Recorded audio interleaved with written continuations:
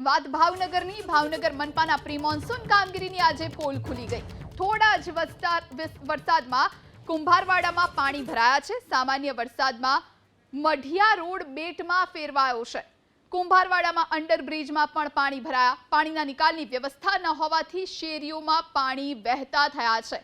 પાણીના નિકાલની કોઈ વ્યવસ્થા નથી, જેના કારણે જળભરાવ થયો। સંવાદદાતા પાર્થ ફોન લાઈન પર જોડાયા છે। પાર્થ, ભાવનગર મનપાના પ્રી મોન્સૂન કામગીરીની આજે પોલ ખુલી ગઈ, શું વધુ જાણકારી?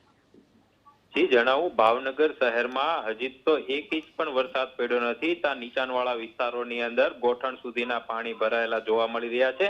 ખાસ કરીને મહાનગરપાલિકાએ આ વર્ષે પ્રી મોન્સૂનની કામગીરી પાછળ કુલ 80 લાખ રૂપિયા જેટલો ખર્ચ કર્યો છે। તેમ છતાં ભાવનગર શહેરના જે નીચાણવાળા વિસ્તાર હોય છે કે જ્યાં પાણી ભરાવાની શરૂઆત પણ થઈ ચૂકી છે, તેમાં અંડરબ્રિજની વાત કરવામાં આવે છે। આ સાથે જ કુંભારવાડા માઢિયા રોડ ઉપર જે આવેલા સોસાયટીઓ છે તેમને પણ દ્રશ્યો જોઈ શકાય છે કે જ્યાં ગોઠણ સુધીના પાણી છે તે ભરાયેલા જોવા મળી રહ્યા છે। મહાનગરપાલિકા ખર્ચો તો કરે છે, પરંતુ આ ખર્ચો ક્યાંક ને ક્યાંક વરસાદના પાણીની અંદર વહી રહ્યો હોય તેવું જોવા મળી રહ્યું છે। સામાન્ય રીતે પ્રી મોન્સૂનની જે કામગીરી હોય છે તેમાં જે ડ્રેનેજના જે પાણી હોય છે તેમના નિકાલ થતા હોય તેની પાછળ ખર્ચ કરવામાં આવતો હોય છે, પરંતુ ભાવનગર શહેરના અનેક એવા વિસ્તારો છે કે જ્યાં પાણી એકઠું થતું હોય છે જેનો નિકાલ થતો નથી, જેના કારણે જે સ્થાનિક રહીશો હોય છે તેમને પારાવાર મુશ્કેલીનો સામનો કરવો પડતો હોય છે। અને બીજી તરફ આ જે ખર્ચ કરતા હોય છે તેમની પાછળ પણ આ વ્યર્થ જતો હોય તેવું લાગી રહ્યું છે। આ જે દ્રશ્યો છે તે કુંભારવાડા વિસ્તારના દ્રશ્યો છે કે જ્યાં પાણીનો જમાવડો થયો છે, જેનો કોઈ નિકાલ નથી થઈ શકતું, જેના કારણે લોકો છે તે આ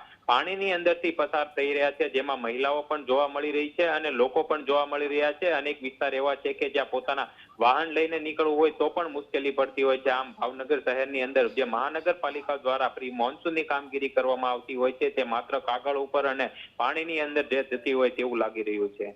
જી, આભાર પાર્થ જાણકારી આપવા માટે।